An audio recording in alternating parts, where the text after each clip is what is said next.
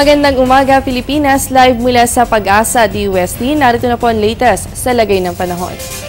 Mga kababayan, panibagong low-pressure area ang binabantayan ng Pag-asa at yan po ay nasa layong 1,500 kilometers silangan-timog silangan ng Mindanao. Sa ngayon, mababa po ang tsansa na ma-develop ito sa pagiging isang ganap na bagyo, pero inaasahan na papasok ito sa ating Philippine Area of Responsibility pagdating ng araw ng Biyernes. Samantala, ngayong araw po ng Huwebes, patuloy naman ang pag-iral ng hanging amihan at pagdadala po yan ng mahihinang pag-ulan dito sa Cagayan Valley, kasama rin po ang Cordillera at ang Ilocos Region. Samantala, para po sa Metro Manila at sa nalalabing bahagi ng bansa, asahan po natin ang magandang panahon sa mga susunod na oras, pero posible pa rin ang pagkakaroon ng mga pulupulong pag-ulan o pagkidlat pagkulog lalo na mamayang hapon o kaya ay mamayang gabi. Sa patuloy na pag-iral ng amihan, nakakaranas na po ng malamig na panahon ang ilang bahagi ng bansa.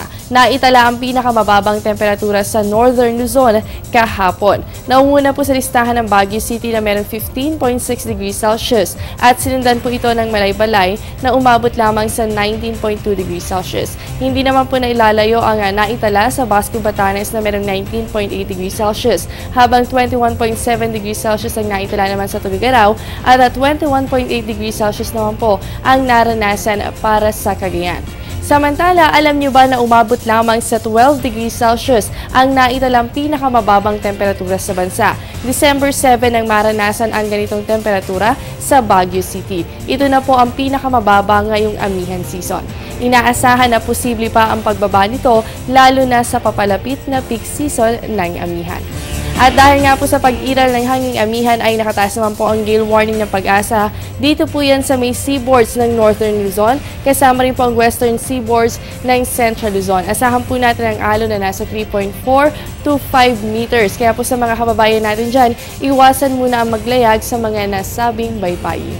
Huwag po kayong alis dahil magbabalik pa ang Panahon TV matapos ng isang paalala. Kainan na! At syempre, hindi kumpleto kapag walang kanin. Almusal, hapunan, sa karinderya, restaurant, only rice, half rice, brown, puti. Sa bahay, opisina, pati sa eskwela. Basta, wag lang may maaksaya. Palay, bigas, kanin, wag sayangin. Bigyang halaga ang mga munting butil upang tayo'y pagpalain ng isang masaganang ani. Isang paalala mula sa Department of Agriculture.